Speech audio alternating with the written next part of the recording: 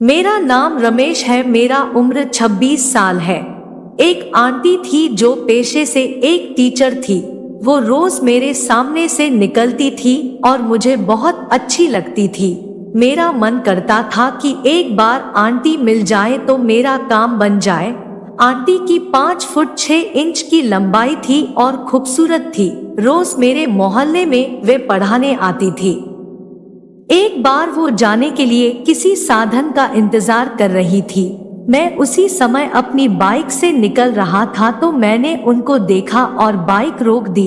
मैंने कहा, आंटी आपको कहीं जाना है क्या? उन्होंने कहा, हाँ मुझे जाना तो है, लेकिन उधर के लिए कोई ऑटो ही नहीं आ रहा है। मैंने कहा, मैं भी उधर ही जा रहा हूँ, अगर आपको चलना है तो आप मेरे साथ आ जाओ। उन्होंने कुछ पल सोचा, फिर मेरे साथ बाइक पर बैठ गई। आंटी एक तरफ पैर करके बैठी थी। कुछ दूर निकलने के बाद मैंने आंटी से बातचीत शुरू की।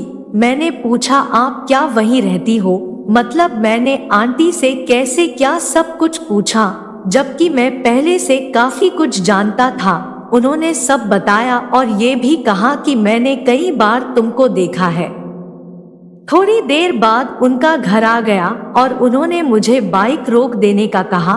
बाइक से उतरते ही आंटी ने मुझसे चाय पीकर जाने का कहा। पहले तो मैंने मना किया, फिर हाँ कर दी और उनके घर में चाय पीने चला गया।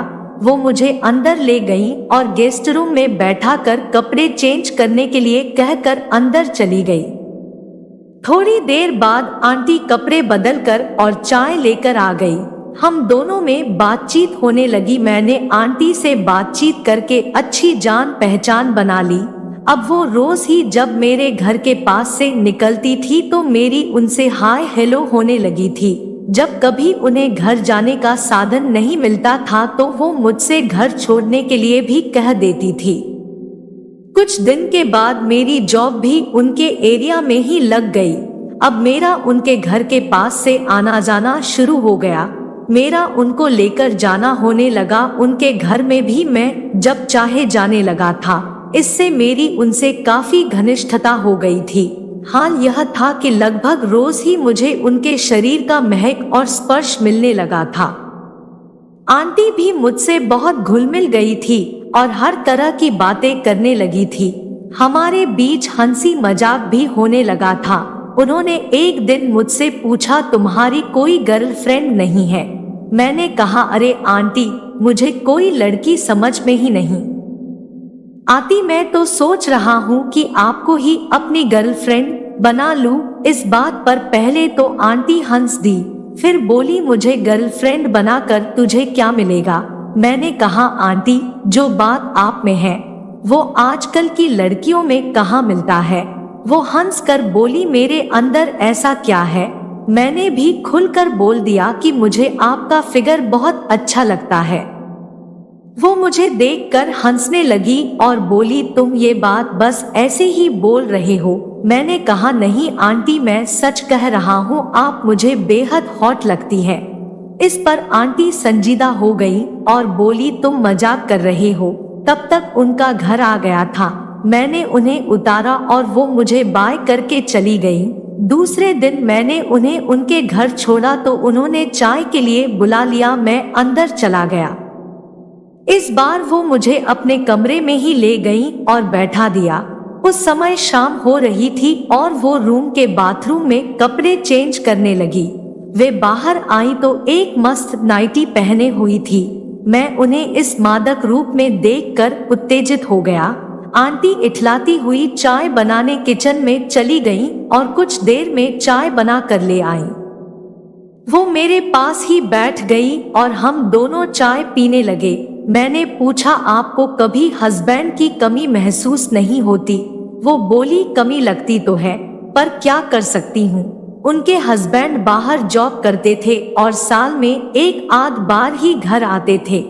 आंटी इमोशन हो गई थी। उन्होंने मेरे कंधे पर सर रख लिया। उस दिन उनके घर में कोई भी नहीं था। वो अपना दुखड़ा रोने लगी, मेरी किसी को कोई फिक्र ही नहीं है। मैंने कहा, अरे आप ऐसा क्यों कहती है? मैं हूं ना आपका सब ख्याल रखने के लिए। ये कहकर मैंने भी उनके गले में हाथ डाल दिया और अपनी तरफ खींचकर उन्हें गले लगाने के बहाने कस के दबा लिया। वो भी बेहिचक मेरे गले से लग गईं। मुझे उनके खूबसूरत शरीर का एहसास होने लगा। उस समय वो जो नाइटी पहने थी। फिर आंटी एकदम से उठीं और बोली, छोड़ो रमेश, इन बातों का क्या फायदा। मैंने मौके का फायदा उठाया और फिर से उन्हें अपनी बाहों में खींच लिया। इस बार कुछ समझ पाती कि मैं उनके होठों को चूमने लगा। वो थोड़ा हिचकिचाकर अलग होने की कोशिश करने लगी। मैंने उन्हें नहीं छोड़ा, किस करता रहा। आंटी 5 मिनट बाद अलग हुई तो मैंने कहा, मैं आपको बहुत पसंद करता हूँ, आप मुझे बड़ी अच्छी लगती हैं। वो हल्के से मुस्कुरा दी और बोली, क्या पसंद है मेरे अंदर। मैंने कहा, मुझे आपका सब कुछ पसंद है। ये कहकर मैंने खड़े होकर आंटी को फिर से पकड़ लिया और बाहों में कस लिया। बड़ा मजा आ रहा था। कुछ ही देर में उन्होंने समर्पण कर दिया और वो बोली, ओके ठीक है, पर अभी ये सब नहीं, आज तुम यहीं रुक जाओ। मैंने भी सोचा कि ठीक है, ये तो सब अपने आप हो गया। वो घर का कुछ काम करने लगी और मैं टीवी देखने लगा। उस समय बारिश का मौसम था, उमस भरी गर्मी हो रही थी।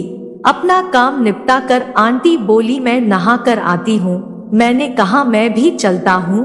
पहले तो आंटी ने मना किया, फिर बोली, अच्छा ठीक है, आ जाओ। हम लोग बाथरूम में आ गए। मैंने पीछे से आंटी को कस के पकड़ लिया। वो हंस कर बोली, नहाने भी नहीं दोगे क्या।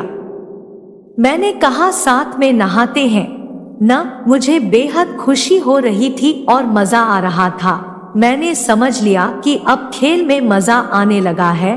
कुछ देर बाद हम दोनों चरम सुख आनंद लेने लगे। फिर हम दोनों आराम से नहाए और बाहर आ गए। वो रोटी बनाने लगी और मैं उनसे बातचीत करने लगा। अब आंटी मुझसे बिल्कुल खुलकर बात कर रही थी। उसके बाद हमारा खाना हुआ और हम दोनों फिर से आंटी के बेडरूम में आ गए। वो सोने से पहले